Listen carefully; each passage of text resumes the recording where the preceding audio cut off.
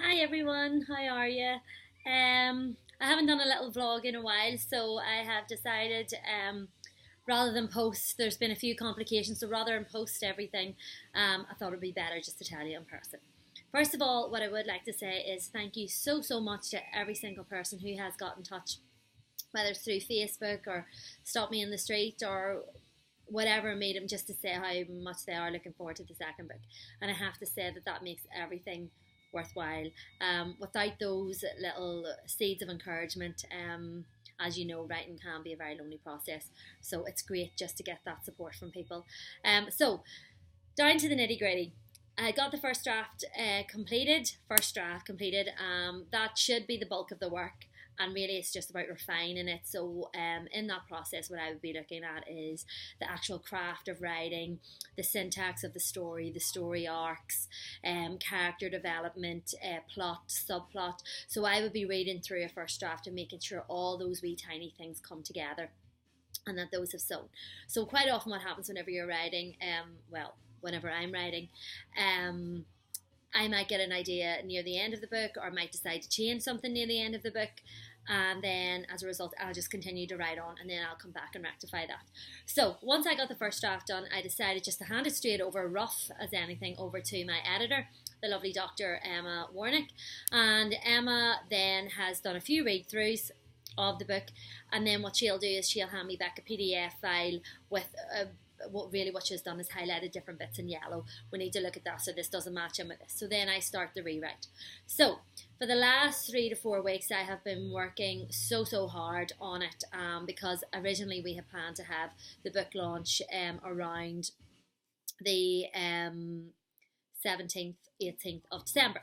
So I had originally wanted blend and batch. There was a wee bit of miscommunication there where emails were sent and they were left in my spam and I didn't see them in time. So that's why I had booked the town hall initially, but they couldn't do a Sunday, and I know Sunday sort of suits everyone much better. So anyway, without much ado, Blate and Batch ended up getting back, thank goodness. So we decided to go for Sunday the 18th of December. But whenever I sat down to speak to Emma, so I was coming home from work every day, and I was spending, say, from maybe 3:30 in the day to maybe 11:30 at night trying to redraft and recraft and going over different chapters, and it was crawling by. And really what I have here is a great wee story. I really do believe in the story.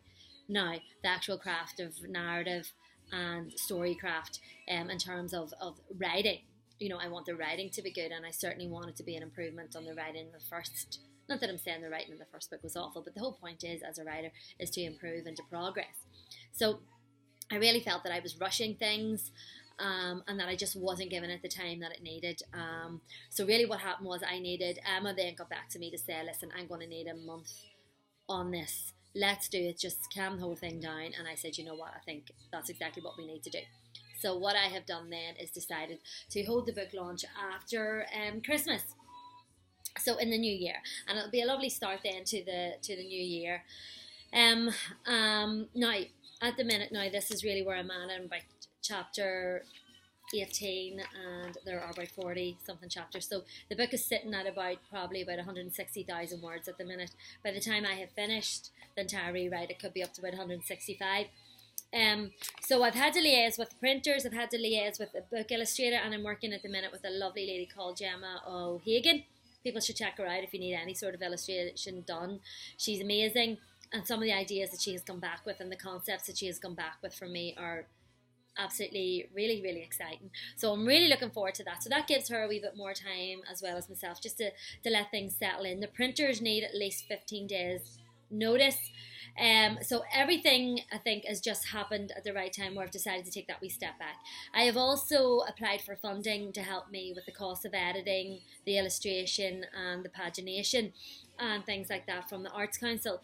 Now, if I'm being honest, I didn't really expect to be getting it. I thought it was a great experience even just to make the application, but I didn't really expect to get anything back from them, or don't expect to get anything back from them. But I will find out on the 31st of October.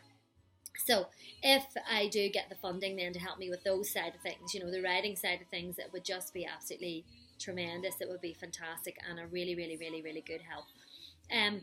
So this is where we're at. I will be in touch. I just wanted to explain why and the actual process and how long that takes. And while it might take along to actually write the physical book, the rewrite is really where the hard work starts. Now, thank goodness Emma has been really, really good. And, you know, she is saying, like, for a first draft, you know, it's good. There's not, we can pinpoint exactly what needs strengthened and what doesn't.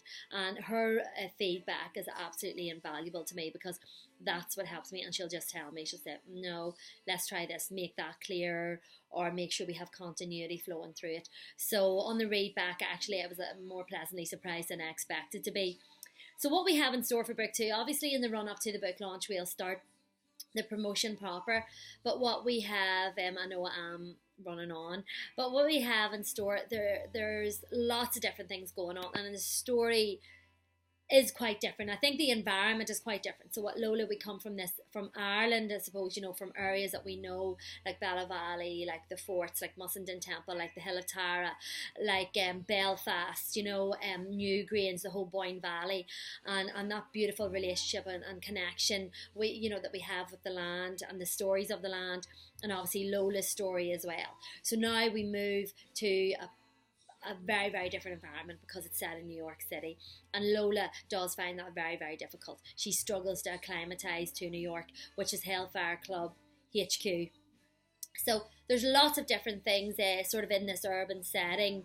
Of course, we will have the myth, we will have the magic, and there's quite a bit of political, I suppose, for want of a better word, really, in this. So we'll be looking around 9/11, we'll be looking around, you know, the fourth estate, this idea of journalism or true journalism being dead or alive, and all those concepts are explored in the second book, as well as, you know, concepts of protest and, you know, our consciousness being awakened, or, you know, are we really slaves? Do we really know what's going on in the world? All that sort of stuff. And really that's what Lola's journey is all about. It's about bringing that light of the two of the Danann back into our setting now. And I think when we look at societies, when we look at the world, when we look at all the stuff that's happening, I think we need that more than ever. So with that, at just over 7 minutes, I'll leave you. If you have watched this video the whole way through, thank you so much. If you have shared it, thank you even more. And I will continue to stay in touch. So we're looking maybe around February time. It would be lovely to have it on Bridget's Day, or in bulk. It would be really, really lovely, I think, to have it in and around that time. But at this stage, I can't put a time limit on it. It will definitely, I mean, it's imminent. The work is there. It's finished. It just needs that craft and that a bit of TLC. I've been reading a lot. I've been reading a lot of Sean O'Casey. I've been reading a lot of Chekhov. So these are the people, you know, who their stage directions are even a work of art, that I'm trying to you know, educate myself on in the craft of writing, and that's really, really, really important to me as well. You know, having a good story is just not enough. You know, it's how you tell that story. And how you get that across. And, you know, I really want to be able to construct beautiful sentences, as well as a good and interesting story. So if I can sort of marry the two, within my own ability, you know, I'm not expecting to be Chekhov or anyone as fabulous as that. But I'll leave it at that. I'll stop rambling on. So thank you so much for your patience, and thank you so much for your support, more importantly.